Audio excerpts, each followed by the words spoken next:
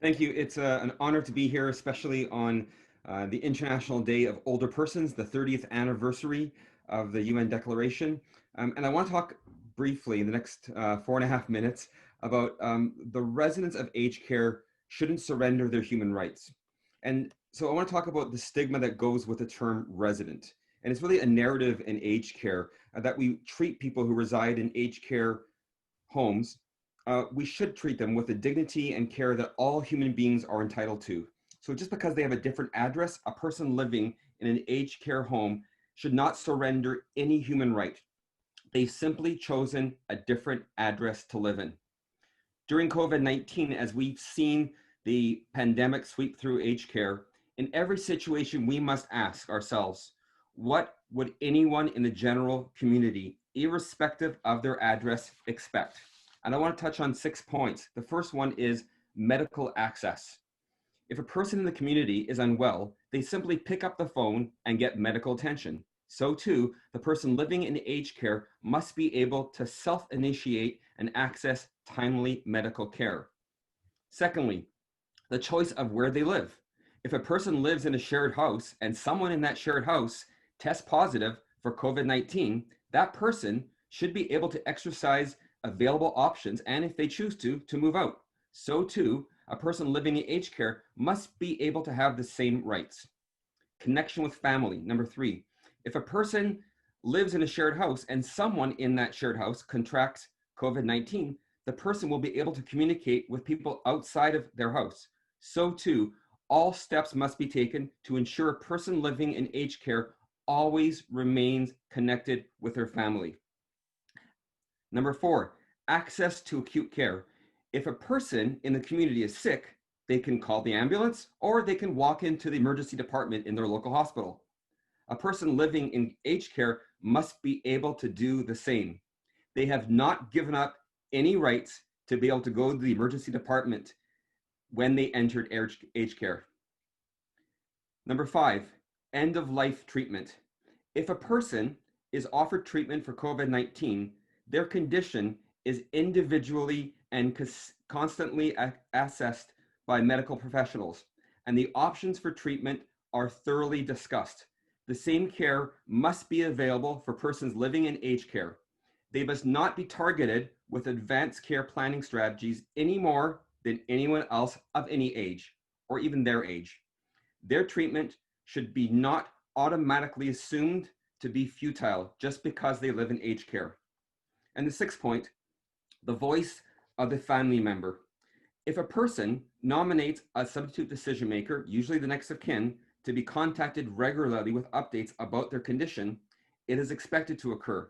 So too, a person living in aged care should expect that their family members are involved in every aspect of their care. I believe strongly that older adults living in care have a life worth living, the optimal life that they can afford. And we cannot afford to do anything but that. I urge all of you to look at the older adults in your community, especially the ones who are living in aged care, to support the staff members. If you're a family member, to be supported by people around you, and for advocates, to do everything you can to comprehensively reject the stigma of a resident.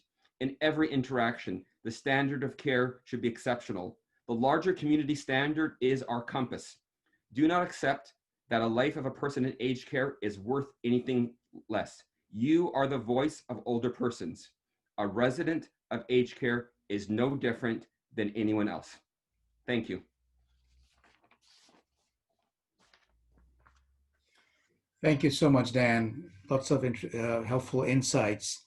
I would like to ask a question about how you have handled some of the pandemic-related challenges at Tabor Village in terms of staff teamwork, staff morale, and adjustment of how the care was provided. So can you share some experiences from that? Yeah, it's been it's been a huge challenge. During an outbreak, we had an outbreak at Valhaven. It's a 26 people live in that community, and we were on lockdown for about 10 weeks. And it had an incredible impact on the people who lived there. They were basically prisoners of their own bedrooms, a small space. The staff had to enforce that, and the pressure on everyone to wear PPE. The staff became essentially faceless. People walking into a senior's room, now they're gowned up. Families were not included in what was happening. And we had phenomenal staff, that they're healthcare heroes. We did everything we could to support them. We were quite blessed that a number of senior staff members, especially our director of care, basically ran into the fire, and they rolled up their sleeves, and they're incredibly healthcare heroes. So our worst nightmare came to fruition, that we had an outbreak. We did have one senior pass away. We had about a half a dozen people impacted. And then on our other community, a larger one, Tabor Home, we had we had a brief outbreak with one senior, and her family made the decision in her best interest, based on her choice, to move her out of the care home immediately to the local hospital. And she unfortunately died there within a week. However, that particular outbreak never happened. She moved out, and we were blessed that it didn't spread at all. So it's been a huge impact, and more in terms of the morale of staff, it's been really devastating for everyone from top leadership to the cooks, to the housekeepers, to the direct care staff, and they're all are just heroes. And the people who do the screening are amazing, and the family members have been very patient with the regulations around visitation, but it has basically it's been an upheaval for our industry, for what we do, and the kind of community that we expect to live in and work in is anything but what we expect. And I think the human rights of people who live there, and I would even say the workers, they're called into question because of those restrictions. So I could talk a lot more about this, but it's something that really we need to find a better solution going forward. Mm-hmm. Really helpful insights. I'm also wondering, and there's a question about this as well, regarding family involvement during this time. And I'm wondering what your experience has been at Tabor, and you have further thoughts about moving forward. Are there better ways or more effective ways to keep the family engaged? Yeah, I definitely think so. Just as in the same time that the Office of the Seniors Advocate in BC is taking the leadership role of doing a survey, we're doing it also. We're asking for feedback. How is our visitation program going? We're quite blessed in BC that a significant amount of money has been allocated to support visitation.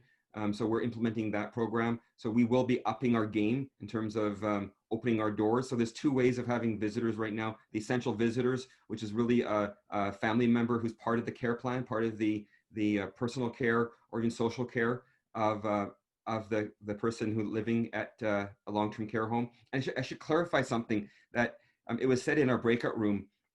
I think it was Barbara Lindsay from the Alzheimer's Society was mentioning this quite interestingly, that when we think about long-term care and we think about what we're doing now, the families are no longer part of that care. So if you really think about it, a once a week visit, it doesn't cut it, nor does a video conferencing. The essential visitors maybe, but before we had an open door, people would come and go all the time. And it was there were no such thing as visiting hours. There was no visitor restrictions, and we had volunteers. So the burden on staffs is monumental. So we have to do something much better for family members to engage them more and bring them back into the fold. I can't wait to be able to make that happen. We do have to balance that with the risk.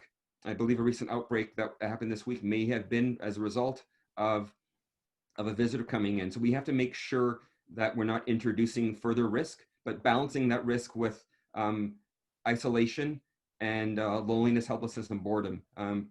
Some people will say that some seniors, some older adults in care, their comorbidities, certainly their outlook on life is drastically different than it was before because of COVID, because of isolation. So we all know how personally we would feel if we were stuck in a room without any contact with human beings other than caregivers. So we need to do a much better job at supporting visitors in our aged care organizations. Thank you very much for those thoughtful and powerful comments and advice, recommendations.